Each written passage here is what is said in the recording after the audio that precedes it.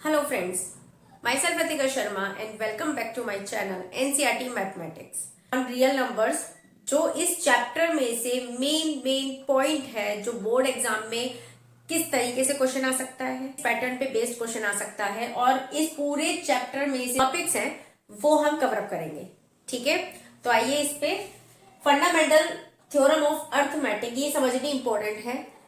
क्या कहता है ये? Every composite. अब कंपोजिट नंबर क्या होता है ये देखो, कुछ एक हालांकि मैंने एक वीडियो बनाई हुई है, इसमें आपको बेसिक पूरा नंबर सिस्टम है, अच्छे से पता लग जाएगा कि real number, terminating, non terminating, rational, irrational number क्या होते हैं, इंटीजर्स और इनकी क्या रेंज होती है, सब इसमें इस वीडियो में डिफाइन किया गया है। तो आप जाके इसको अच्छे से देखिए, आपका बेसिक पूरा क्लियर हो जाएगा। आते हैं टॉपिक पर। फिलहाल मैं आपको एक क्विक सी चीज बता देती हूँ। कंपोजिट नंबर देखो, दो तरह के नंबर होते हैं, ये प्राइम और कंपोजिट। क्या होते हैं ये? प्राइम होते हैं ऐसे फैक्टर ऐसे numbers, those numbers who have only two factors that is one and itself. यानी क्या बात है, मतलब का क्या है, मतलब इस बात का कि ऐसे नंबर जैसे 3 है तो 3 का सिर्फ 2 ही फैक्टर होंगे, एक तो खुद 1 होगा और एक वो खुद 3 ही होगा। ठीक है, सेम ऐसे ही 5 है एक नंबर जिसमें 5 के भी 2 फैक्टर है, एक तो 1 एक 5 खुद होगा। ठीक है, तो वो प्राइम नंबर्स होते हैं जिनमें सिर्फ या तो वो डिजिट खुद से ही कटती है या 1 से कटती है, वो प्राइम हो गए। कंपोजिट एक नंबर ऊपर चले जाओ यानी कि मोर देन 2 फैक्टर, यानी क्या बात होती है, मतलब जैसे 4 है, 1 से भी जा रहा है, 2 से भी जा रहा है और 4 से भी जा रहा है, तो मोर देन 2 फैक्टर। अगर 2 फैक्टर होते हैं तो खुद प्राइम नंबर की कैटेगरी में आता। मोर देन 2 का मतलब है कि कंपोजिट नंबर हो जाएगा, जिसके 2 से ज्यादा फैक्टर हो जाए वो कंपोजिट होता है। इतनी बात क्लियर हुई। Every composite number can be expressed, यानी कि हर कोई जो कंपोजिट नंबर यानी मोर देन 2 फैक्टर वाला नंबर की बात हो रही है, can be expressed as a product of prime, यानी कि कोई भी कंपोजिट नंबर आपको दिया जाएगा, आपको उसके प्राइम नंबर्स निकाल के उनकी प्रोडक्ट करनी है। दिस फैक्टराइजेशन, जो ये काम किया है प्राइम का प्रोडक्ट का, ये जो काम कर रहे हो इसे फैक्टराइजेशन बोलते हैं। तो ये जो फैक्टराइजेशन है ये यूनिक होता है कि यानी आपको तब तक फैक्टर करने हैं जब तक वो प्राइम नंबर ना आ जाए। प्राइम नंबर खुद में एक यूनिक नंबर होता है क्योंकि उसके और कोई फैक्टर होते ही नहीं है। Apart from the order in which prime factor occurs, कि लास्ट में मतलब अपार्ट फ्रॉम द ऑर्डर, आपको जब वो ऑर्डर का मिलेगा तो वो प्राइम फैक्टर का ही होगा। इस बात को अभी बताया गया है वर्बली, वर्ड के थ्रू। अभी इसको समझो। जैसे फॉर एग्जाम्पल हमने 6 लिया है, ठीक है, 6 एक कंपोजिट नंबर है क्योंकि 2 से भी जाता है, 3 की टेबल में भी आता है, करेक्ट है, और 6 खुद से तो जाते ही जाता है, तो मोर देन 2 फैक्टर, यानी कि 6 एक कंपोजिट नंबर हुआ। अब हमें कंपोजिट नंबर के फैक्टराइजेशन करने हैं, किस फॉर्म में करने हैं? प्राइम नंबर की फॉर्म में। 2 से जाता है और 3 से जाता है, तो सिर्फ प्राइम नंबर लेने हैं हमें, उनकी प्रोडक्ट कर देंगे। तो ये जो फैक्टराइजेशन हुआ जिसमें सिर्फ प्राइम ऑर्डर ही आ रहा है, प्राइम फैक्टर्स का ही ऑर्डर आ रहा है, यही आपकी फंडामेंटल थ्योरम ऑफ अर्थमेटिक है। एक और नंबर पे आते हैं, कंपोजिट नंबर है, मोर देन 2 फैक्टर है भाई, तो कर दो इसकी 2। अच्छा एक और देखो, अगर मैं डायरेक्ट 4 लेती हूँ, 4 3 12 हो गया, करेक्ट है। लेकिन एक बात तो बताओ, इसने कहा है प्राइम नंबर की प्रोडक्ट चाहिए, लेकिन 4 is not a prime number, 4 is a composite number. तो हम इसको इस तरीके से भी लिख सकते हैं, 2 इंटू 2, 2 2 4 और फिर लास्ट में 3, तो 2 2 4 3 3, अब भी 2 2 4 3 12, अभी भी 12 आ गया ना प्रोडक्ट करके। यानी कि जब तक प्राइम नंबर नहीं आते तब तक आपको फैक्टर करते रहने हैं, ऐसा ये थ्योरम बोलती है। अब प्राइम फैक्टराइजेशन बार बार आ रहा है, मोस्ट इंपोर्टेंट टॉपिक है, इसमें से आपको 1 या 2 मार्क्स का क्वेश्चन मिल ही जाना है बोर्ड एग्जाम में, कि आपको कोई से भी नंबर दे देगा और बोलेगा प्राइम फैक्टराइजेशन के थ्रू फैक्टर करो। करते हैं इसके, देखो कैसे करेंगे भाई प्राइम फैक्टराइजेशन। सबसे पहले डिविजिबिलिटी टेस्ट आपको पता ही है, कई बार क्या होता है भयंकर नंबर आता है, भयंकर मतलब बड़ा एक नंबर आ जाएगा, तो उसको ये कंफ्यूजन नहीं लेना है कि यार ये कैसे होगा कैसे होगा। आपको डिविजिबिलिटी टेस्ट इस स्टेज तक आकर अब आने चाहिए और आपको वो डिविजिबिलिटी टेस्ट जो है वो इसमें अप्लाई करने हैं। क्या होता है यहाँ पे फर्स्ट प्लेस पे 4 है, हमें भी पता है 4 किससे जाएगा, 2 से जाता है, खुद 4 से भी जाएगा, तो 2 से अप्लाई करो। सबसे पहले छोटा ही नंबर यूज करेंगे, असेंडिंग ऑर्डर में चलना है हमेशा, तो 2 4 8, 2 2 4, फिर से 2 से करेंगे क्योंकि 1 प्लेस पे 2 आ रहा है और हमें पता है 1 प्लेस पे अगर 0 हो, 2 हो, 4 हो, 6 हो, 8 हो, ये पांचों में से अगर वंस प्लेस पे कोई भी नंबर है तो वो 2 से जाएगा ही जाएगा। 2 2 जा 4, 2 1 जा 2। अब देखो वंस प्लेस पे 1 आ गया, 1 यहाँ नहीं है तो 2 से नहीं जाएगा, लेकिन हमें पता है 3 से जाएगा। 3 7 जा 21, फिर 7 से जाएगा 7 1 जा। तो यानी अब हमें क्या लास्ट में करना है, यहाँ पर ये लिखेंगे 84 इक्वल होगा 2 इंटू 2 इंटू 3 इंटू 7। यहाँ पर ही छोड़कर आओगे जब एग्जाम आएगा। 2 1 0 को करो, डिविजिबिलिटी टेस्ट लगाओ, वंस प्लेस पे 0 है दैट मींस 2 से जाएगा, तो 2 1 जा 2। एक बात ध्यान रखना, ध्यान से करना, यहाँ पर अक्सर बच्चे दिमाग से कम थोड़ा काम लेते हैं और प्रेशर में आके एग्जाम के या जल्दी होच पोच के चक्कर में यहाँ कांड कर देते हैं, यानी कि गड़बड़ कर देते हैं, हिमालयन ब्लंडर कर देते हैं। क्या करते हैं, 2 से जब आप 2 1 0 को डिवाइड करोगे तो 2 1 जा 2, खत्म, पार्टनर उतारा 1 नहीं जा रहा है तो डायरेक्ट ही 0 नहीं। अगर बाई चांस यहाँ 2 होता तो डायरेक्ट नहीं उतरेगा पार्टनर, सबसे पहले यहाँ एक 0 लगाओगे तब जाके ये वाली पार्टनर उतारोगे।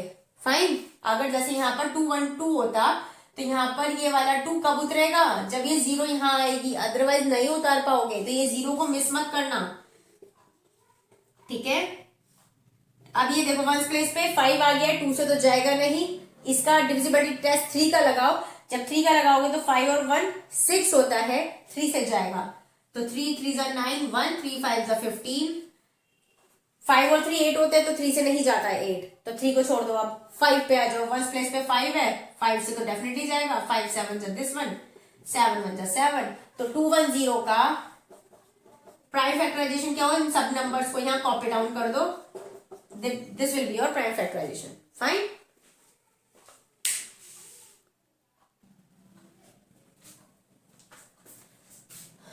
आइए सबसे पहले हमें क्या करना है, देखो यूजिंग प्राइम फैक्टराइजेशन अभी किया था। प्राइम फैक्टराइजेशन मतलब प्राइम फैक्टर लेकर आने हैं, एलसीएम और एचसीएफ निकालना है, ठीक है। एलसीएम निकालने के लिए क्या करेंगे, जब भी जितनी भी डिजिट दे रखे हैं उनको साथ में लेके चलेंगे, एचसीएफ में अलग अलग लेके चलते हैं। तो जब एचसीएफ नहीं एलसीएम निकालेंगे तो मैंने इन दोनों का ध्यान रखना, 1 या 2 मार्क्स का जरूर मिलेगा ये क्वेश्चन। ऐसा क्वेश्चन नॉट 56 और 120, बट एचसीएम और एचसीएफ प्राइम फैक्टराइजेशन से आएंगे निकालने, चाहे वर्ड प्रॉब्लम के थ्रू आए चाहे एग्जैक्ट आपसे डायरेक्टली बोल दे, ठीक है। वंस प्लेस पे 6 है, वंस प्लेस पे 0 है, 2 से जाएगा। 2 2 जा 4 बचा 1, 2 8 जा 16, 2 6 जा 12 और 0। 2 से वंस प्लेस पे 8 भी है, 0 पे दोनों से जाएगा, तो 2 1 जा 2, 2 2 जा 4, सॉरी 2 1 जा 2, 2 4 जा 8 एंड 2 3 जा 6 और 0। फिर से वंस प्लेस पे 4 है, 0 है, जाएगा। 2 7 जा 14, 2 और ये 15 आ गया। अब वंस प्लेस पे ना ही 0 है, ना 2 है, ना 4 है, ना 6 है, ना 8 है, तो 2 से नहीं जाएगा। 7 ये तो किसी से भी नहीं जाएगा except 7 because it is a prime number, लेकिन it is a composite number. तो 15 किससे जाएगा, 3 की टेबल में भी आता है, नहीं तो 3 का डिविजिबिलिटी टेस्ट लगा लो, 5 और 1 6, 3 से जाएगा।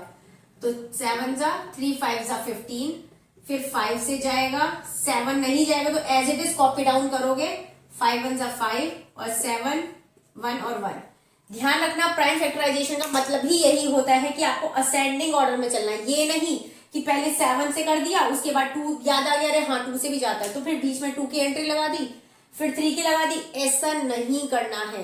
प्राइम फैक्टराइजेशन में ऑर्डर मेन होता है। अभी पीछे हमने जो थ्योरम करी थी उसमें भी लिखा था कि ऑर्डर ऑफ प्राइम, वो ध्यान रखना है उस चीज का, ठीक है। तो एलसीएम का मतलब क्या होता है, ये जितने भी सारे के सारे प्राइम नंबर्स आपको यहाँ दिख रहे हैं इन सब की मल्टीप्लाई कर दो, तो 222 है यहाँ, है ना, 2 2 2 3 5 7, 3 5 और 7। तो एलसीएम क्या होगा इन दोनों का, 2 2 जा 4, 4 2 जा 8, 8 3 जा 24, 24 5 जा 120, 127 जा 84। ये हो गया इसका एलसीएम। फाइन। अब इसका एचसीएफ जब निकालोगे तो कैसे निकालेंगे, देखो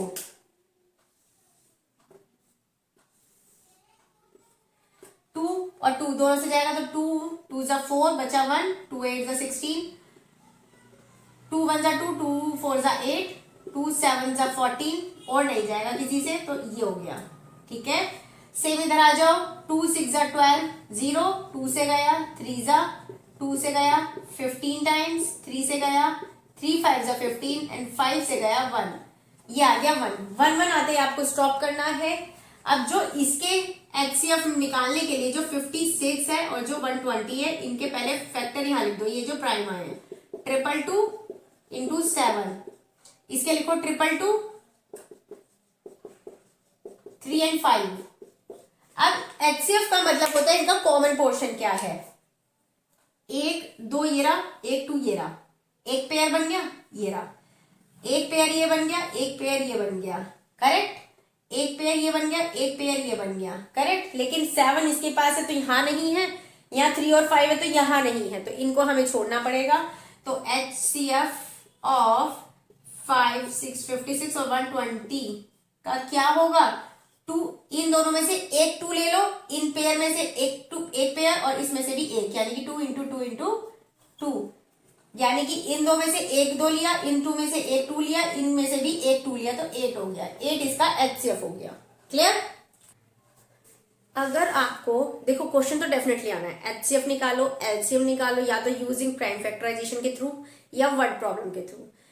प्राइम फैक्टराइजेशन से कहेगा थोड़ा इजी पड़ जाता है और आप में से हर कोई कर पाएगा।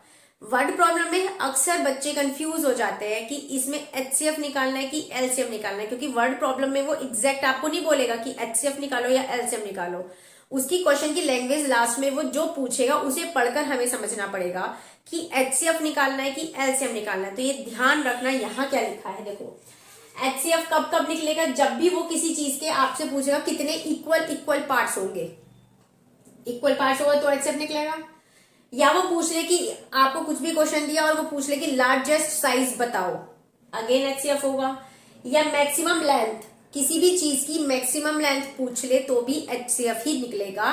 याद रखने के लिए कैसे याद रखोगे, एचसीएफ, एच मींस होता है हाईएस्ट कॉमन फैक्टर, यही तो एचसीएफ की फुल फॉर्म होती है, हाईएस्ट कॉमन फैक्टर। तो हाईएस्ट का मतलब समझ जाना, मैक्सिमम लेंथ जब भी पूछेगा एचसीएफ ही निकालना है। सेम एलसीएम पे आ जाओ, अगर कहीं वो पूछता है क्वेश्चन में कि रिपीट आइटम्स बताओ या टुगेदर में से कुछ रिलेटेड कुछ आइटम पूछ रहा है, या मिनिमम टाइम, अगर यहाँ मैक्सिमम है तो यहाँ मिनिमम टाइम पूछ ले तो आपको एलसीएम निकालना है। या वो पूछ ले अगेन मीट, अगेन मीट का मतलब है कि वो दोबारा कब मिलेंगे, तो ऐसी वाली सिचुएशन में एलसीएम निकलता है। ठीक है, तो आ जाओ, इसका एलसीएम की full form least common multiple. ठीक है, आ जाओ देखो, अब इन दोनों पे बेस में से ये कोई एक क्वेश्चन है, अब आप खुद सोचना क्या करना होगा इसमें।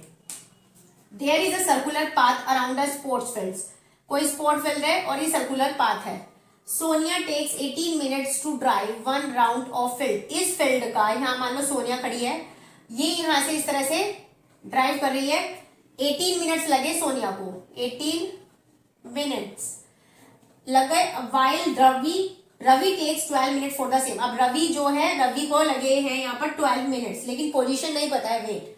दे both start at the same point, अब इसने बोल दिया यहाँ पर सेम पॉइंट, दैट मीन्स यहीं पर रवि है, यहीं पर ये है, अंदर नहीं है, बाहर ही है, ये पॉइंट पर यहाँ पर दोनों ये खड़े हैं, इसने लिए 12, रवि ने लिए थे 12 मिनट्स। ठीक है, लिखा क्या है, दे both start at the same point, यानी यहां से सेम टाइम, यानी टाइम भी सेम है, एक साथ इनकी रनिंग स्टार्ट हुई है। सेम डायरेक्शन, यानी कि अगर एक जना ऐसे जाएगा तो दूसरा भी ऐसे ही जा रहा है।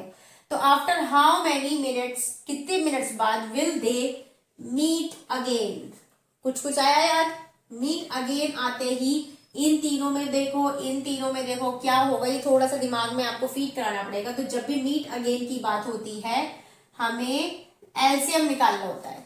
आई बात समझ में। तो क्वेश्चन भयंकर है, इतना बड़ा, लेकिन उसमें करना क्या है, सिर्फ मात्र हमें एलसीएम निकालना है। तो ये चीज आपको ध्यान रखनी है कि कहां से कौन सा पिक करना है।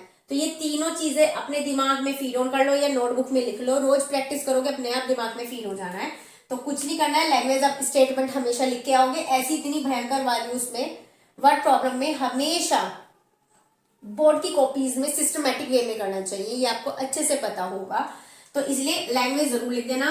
जो आप खुद लिखेंगे, क्या लिखेंगे, सोनिया कहाँ गई, सोनिया ये रही, Sonia takes in driving, timing क्या होगा 18 minutes, Ravi takes for the same equal 12 minutes, and next line में they meet again equal LCM of 18 and 12, तो एलसीएम ले दो इनका, यहां से मैंने हटा दिया ये, एलसीएम ले 2 9 जा 18, 2 6 जा 12, 9 नहीं जा रहा है, कॉपी डाउन करेंगे, 2 3 जा 6, नाउ कम्स टू द 3 3 जा 9, 3 1 जा 3, 3 1 जा 3 हो गया, तो 2 2 जा 4, यहां लिखोगे करके 2 इंटू 2 इंटू 3 इंटू 3, तो LCM of something something something equal ये आ गया, करो इसकी मल्टीप्लाई, 2 2 जा 4, 3 जा 12, 12 3 जा 36, बस यहां मत छोड़ना, ये 36 क्या है लड्डू ना, क्या है ये मिनट, तो ये यूनिट जरूर मेंशन करके आओगे, आधा नंबर नहीं तो यहाँ कट है,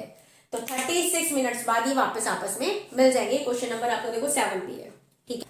ये फार्मूला है आपका HCF into LCM of product of two numbers, ये आपका फार्मूला है, इस पे बेस्ड क्वेश्चन भी आ जाता है, नहीं तो कभी कभी फार्मूला भी कभी कभी पूछ लिया जाता है। तो क्या करना है ऐसी, उसमें जब आपको दो नंबर की प्रोडक्ट दे रखी हो या दो नंबर दिए हुए हो और आपको एलसीएम दिया हुआ हो तो एचसीएफ निकाल सकते हो, या एचसीएफ दिया हुआ तो एलसीएम निकाल सकते हो, या उन दोनों नंबर का नंबर नहीं पता लेकिन एक नंबर पता है और दोनों ये चीज गिवन है, तो आप इस फॉर्मूले में रख के वैल्यू पुट ऑन कर सकते हो और उसके बाद फाइंड आउट कर सकते हो। जैसे फॉर एग्जाम्पल मेरे पास एक नंबर ये रहा, एक नंबर ये रहा, इसका मुझे एचसीएफ फाइंड आउट करना है और आपसे एलसीएम भी बोला गया है निकालने को, तो यहां पर तो वो लिखेगा कि यूजिंग प्राइम फैक्टराइजेशन एचसीएफ निकालो, तो निकालना भी पड़ेगा क्योंकि इसके लिए मेरे को तीन चीज चाहिए, या तो दो नंबर या इन दोनों में से कोई एक चीज। तो पहले इससे निकालते हैं 96 और 404, निकालो भाई। 96 है वन प्लेस पे 6 है, करो इसे 2 4 जा 8 बचा 1, 2 8 जा 16, 2 2 जा 4, 2 4 जा 8, 2 1 जा 2, 2 2 जा 4, 2 6 जा 12, 2 3 जा 6, 3 1 जा 3, वंस प्लेस पे 4 है, 2 से जाएगा 2 2 जा 4 0, 2 2 जा 4, 2 से जाएगा 2 1 जा 1 0, 2 1 जा 1, प्राइम नंबर है आई थिंक, और किसी से भी नहीं जाएगा, 3 से तो जाएगा नहीं, 5 7 किसी से नहीं जा रहा है, तो 1 0 1 से ही जाएगा, 1 आ गया। तो यहाँ पर इसके नंबर कितने हुए 96 के हुए 1 2 3 4 5, 5 इंटू 3, और यहाँ पर 404 के कितने हैं, 2 ही बार 2 है और 101, तो एचसीएफ क्या होगा कॉमन पोर्शन, तो कॉमन पेयर कौन कौन सा है इसमें, ये, तो एक बार निकालो HCF क्या हो गया 2 इंटू 2 यानी कि 4 हो गया। अब मुझे इस फार्मूले के अकॉर्डिंग एलसीएम निकालना है क्योंकि उसने एलसीएम के लिए प्राइम फैक्टराइजेशन नहीं बोला है, सिर्फ एचसीएफ के लिए बोला था, तो हमें अब इसका यूज करना है। सिंस यहाँ हर बार फार्मूला लिख के आना है, फार्मूला मत छोड़ देना लिखना कभी भी, आधे नंबर के होते हैं फार्मूले पता, LCM into HCF product of two numbers, ठीक है। क्या होगा भाई एलसीएम मुझे फाइंड आउट करना है तो नहीं पता, एलसीएम का एलसीएम लिखा, एचसीएफ की जगह 4 आ गया, प्रोडक्ट ऑफ टू नंबर्स यानी कि यही तो दो नंबर है तो लिख दो 96 इंटू 404, एलसीएम निकालने के लिए 96 इंटू 404, ये अपोन में चला जाएगा 4, ठीक है, तो ये आ जाएगा 4 से इसे काट लो, 4 1 जा 401, यानी अब इन दोनों के आपस में मल्टीप्लाई करोगे तो 96 1 जा 96 9, 96 1 जा 96, ये आपका आंसर आ गया, ठीक है। P एक कोई प्राइम नंबर है, ऐसा थ्योरम नंबर 1.2 कहती है, बस इसको एक बार स्टेटमेंट समझ लो क्योंकि जो ये इस तरह के प्रूविंग क्वेश्चन अक्सर आ जाते हैं 2 या 3 मार्क्स में, √5 is irrational number, √3 is irrational number या √2 इज इरेशनल नंबर, ऐसे आ जाते हैं अक्सर, तो उसमें इसके स्टेटमेंट की जरूरत पड़ती है। तो ये क्या कहते हैं कि if P divides A square, यानी कि अगर A स्क्वायर जो है वो डिवाइड हो रहा है P से पूरा पूरा, तो इसका मतलब होगा कि ये P जो है A को भी डिवाइड करेगा, ठीक है। कहीं पर भी अगर ऐसा स्टेटमेंट लिखा होता है कि P डिवाइड्स, ये जो लिखा है P डिवाइड्स A स्क्वायर, तो इसका मतलब है कि P जो है A स्क्वायर को पूरा पूरा लेके जा रहा है, दैट मीन्स P A को भी पूरा पूरा लेके जाएगा, डिवाइड करेगा। इसमें देखते हैं अभी क्या कहते हैं। √5 इज इरेशनल नंबर है, ये आपको प्रूव करना है, तो सबसे पहले मैंने √5 को ही कुछ मान ली, फ्रैक्शन मान ली। इसका मतलब है कि लेट √5 मैंने एक रैशनल नंबर माना है, हमें प्रूव करना है इरेशनल नंबर, ठीक है। तो लेकिन मैं अब इसे सबसे कॉन्ट्राडिक्ट करती हूँ इसको। मैं कह रही हूँ कि √5 एक रैशनल नंबर है, रैशनल नंबर है where d is not equal to 0, क्योंकि अगर d 0 होता है तो ये इन्फिनिटिव हो जाएगा, infinitive that means not exist, खत्म ही कहानी फिर इसकी। तो मैं अभी मान के चल रही हूँ कि √5 एक रैशनल नंबर है, फिर इसे प्रूव करेंगे तो लास्ट में कुछ कॉन्ट्रडिक्शन दिखा देंगे जिससे ये अपने आप ऑटोमेटिकली प्रूफ हो जाएगा कि रैशनल नहीं होगा, इररैशनल होगा। आ जाओ, आ गए इस बात पे। अभी एक बात मुझे बता दो, अब एक काम करते हैं, इसको b को इधर लेके जाते हैं, तो ये हो गया √5 इंटू बी इक्वल हो गया a, ठीक है। Now squaring on both side, squaring जब हम करेंगे तो जब यहाँ पर √5 का स्क्वायर करोगे तो 5 हो जाएगा, b का स्क्वायर, b का जो स्क्वायर करोगे तो b स्क्वायर आएगा, a का स्क्वायर करोगे तो a स्क्वायर आएगा, ठीक है। अभी यहाँ पर ये चीज नोटिस करो कि p जो है डिवाइड्स a स्क्वायर, यानी कि मैं 5 में किसी भी चीज की मल्टीप्लाई कर रही हूँ और जो ये आंसर आ रहा है मल्टीप्लाई करने के बाद ही तो आ रहा है, समझना भी। इसका मतलब है कि 5a स्क्वायर को डिवाइड करेगा, कैसे, इस एग्जाम्पल को यहाँ समझो। जैसे मान लो 5 यहाँ है, b स्क्वायर और a स्क्वायर है, ठीक है। अब मैंने क्या करा, ये इंटू ही तो है, जहां पर कोई साइन नहीं होता वो मल्टीप्लीकेशन ही तो होता है। मैंने क्या कहा कि 5 2 10 आ रहा है, ठीक है। अब ये मत सोचना कि मैम b स्क्वायर 2 का तो स्क्वायर नहीं है, ज्यादा सोचो मत, इतने बस इतना समझो जितना समझा रही हूँ कि 5 में किसी भी चीज की मल्टीप्लाई कर रहे हो और जो आंसर आ रहा है, इसका मतलब ये होता है कि 5 इस वाली डिजिट को पूरा पूरा डिवाइड करेगा, ठीक है। तो 5 10 को पूरा पूरा डिवाइड करेगा। या इस बात को एक बार ऐसे भी समझ लो, 5 4 20, इसका मतलब है b स्क्वायर की वैल्यू अगर 4 है तो 5 जो है वो 20 को पूरा पूरा डिवाइड कर रहा है, करेक्ट। तो यही चीज मैंने यहां लिख दी कि imply that 5 divides a square. अब इस बात पे आओ फिर से, p डिवाइड अगर p a स्क्वायर को पूरा पूरा डिवाइड कर रहा है, दैट मीन्स अगर मैं इसका रूट ले दूंगी तो भी ये इसको पूरा पूरा डिवाइड करेगा, यानी कि 5 डिवाइड्स a। इतना समझ में आया। मैंने कहा कि अब एक काम करते हैं, इस b स्क्वायर की जगह अब की बार कुछ और लेते हैं। मैंने क्या करा, 5c ले दिया, a स्क्वायर तो है यहाँ ऑलरेडी, 5c इक्वल a ले दिया। यहाँ पर ये आ गई इक्वेशन आपकी, इक्वेशन नंबर 1 मान लेते हैं, ठीक है। अब मैंने क्या कहा, जैसे हमने यहाँ पर 5, अब की बार मैंने इस b स्क्वायर की जगह c ले दिया, फिर से इसका स्क्वायर करोगे तो 5 का क्या आएगा 25, c स्क्वायर, a का a स्क्वायर आ जाएगा, करेक्ट। पर क्या है, a स्क्वायर की वैल्यू ये है, a स्क्वायर की वैल्यू यहां पर ये है, तो ये 2 हो गया। मैंने क्या करा, फ्रॉम इक्वेशन 1 और 2 जब आप इसे करेंगे तो a की वैल्यू क्या है यहाँ पर 5b स्क्वायर, यहाँ पर यहाँ ये क्या है 25c स्क्वायर। मैंने इन दोनों को इक्वल इक्वल रखा, इतना समझ में आया। मैं 5 से इसे काट सकती हूँ 5 टाइम्स, दैट मीन्स क्या आ गया, b स्क्वायर इक्वल आया 5c स्क्वायर। इसको पलट के भी लिख सकते हैं, that means 5c square equal b square लिख सकती हूँ।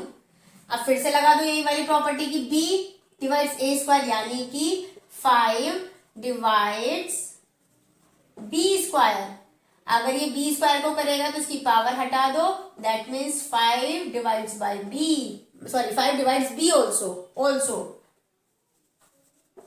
लेकिन अभी इसने यहां पर ये बोली थी बात कि 5 डिवाइड्स a, अभी बोल रहा है 5 डिवाइड्स b ऑल्सो।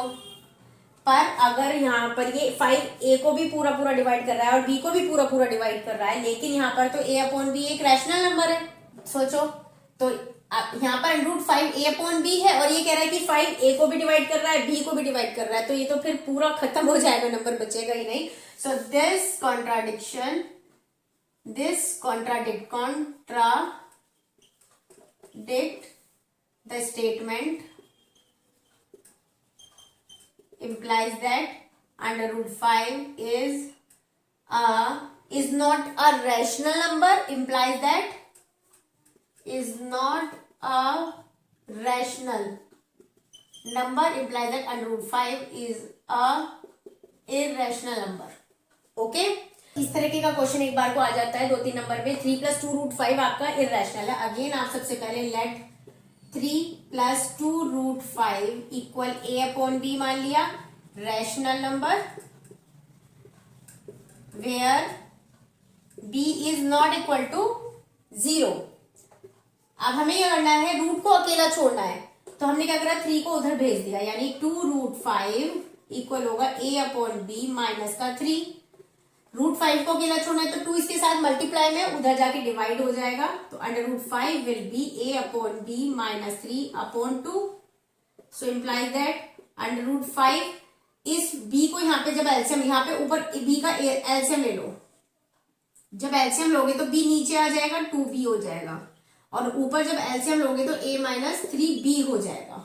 ठीक है, लेकिन खुद सोचो, जब ये वाला नंबर तो पूरा का पूरा क्या हो गया, रैशनल नंबर हो गया ना, but it is a rational number. Rational number क्या होता है कि कोई भी a फ्रैक्शन की फॉर्म यानी p अपॉन q की फॉर्म कोई भी हो, बस q is not equal to 0 होना चाहिए, वो आपका इररेशनल नंबर होता है। तो ये बन गया irrational, sorry rational.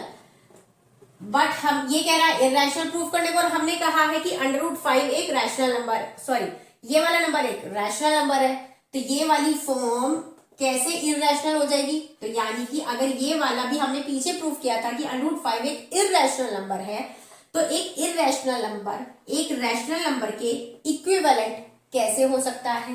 So implies that √5 is a irrational number, implies that, since लिखेंगे यहाँ पर क्योंकि ये इररेशनल नंबर है तो ये रैशनल नंबर के इक्विवेलेंट हो नहीं सकता। सो implies that 3 plus 2√5 is also a irrational number. Fine, ठीक है। और इसी तरीके के ये 3 क्वेश्चन मैंने यहाँ पर लिख रखे हैं, आप प्रैक्टिस के बेस पे करेंगे और मुझे इसका कमेंट बॉक्स में आंसर छोड़ेंगे कि इनमें से आपसे कौन सा नहीं हुआ है। नहीं होगा तो मैं इस पे एक शॉर्ट्स बना दूंगी, आपका काम हो जाएगा, पर इन तीनों की प्रैक्टिस अच्छे से कर लेना। ठीक है, सो आज के इस वीडियो में इतना ही रखते हैं। प्रैक्टिस करिए, इस चैप्टर में से 2 या 3 मार्क्स का जरूर आपको वहां क्वेश्चन पेपर में लिखा मिलेगा, या तो कंफ्यूजिंग मिलेगा कि एचसीएफ और एलसीएम निकालो वर्ड प्रॉब्लम के थ्रू, तो मैंने आपको बता रखा है वो कैसे फाइंड आउट करना है। प्राइम फैक्टराइजेशन से है तो आई एम श्योर आप करके ही आओगे। बाकी इस तरह के क्वेश्चंस अक्सर 2 या 3 मार्क्स के आ जाते हैं, तो आप इसकी अच्छे से प्रैक्टिस करिए। मिलेंगे नेक्स्ट वीडियो में। लाइक शेयर सब्सक्राइब नहीं भूलना है, please support this channel, and मिलेंगे नेक्स्ट वीडियो में।